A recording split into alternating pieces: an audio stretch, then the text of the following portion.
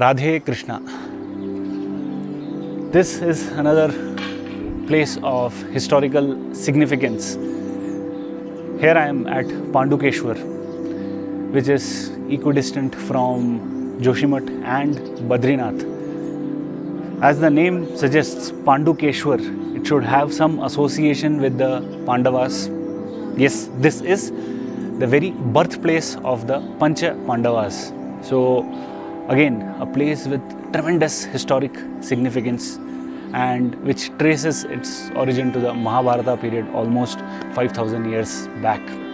The story goes like this, where at this place Pandu Maharaja was living with his wives Kunti and Madri. Once Pandu Maharaja was hunting in the jungles.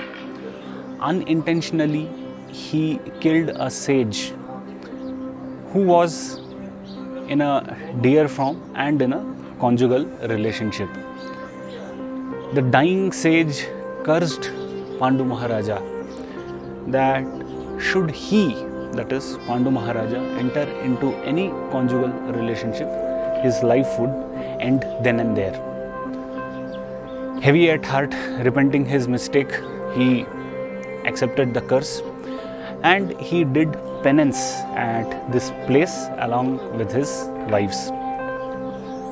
Now, Kunti Mata had a boon where she could get sons from the 5 elements of nature. Thereby the Pancha Pandavas were born. But since Madri Devi couldn't have a conjugal relationship with King Pandu because of the curse, out of the 5 Pandavas, Yudhishthira, Bhima and Arjuna, they were brought up by Kunti, and Nakula and Sahadeva, the twins, they were brought by Madri Devi. The story goes on, and at one point in time, King Pandu is attracted by Madri Devi and he enters into a conjugal relationship, and thereby the curse has its effect and he dies. Now at that very point in time, Madri Devi, unable to bear the separation, she also enters into the funeral pyre of King Pandu. Now Kunti Devi is left at this place with her 5 Pandava sons, and she brings them up here for some time. After a point in time, Bhishma calls Kunti along with the Pandavas to Hastinapura, and then the further story of Mahabharata takes place. So this is the very place where the 5 Pandavas were born. They were brought up for some point in time. Pandu Maharaja performed penance here, and even his final rites were performed at this place. So this is a very beautiful place with towering mountains in the background. It's very scenic.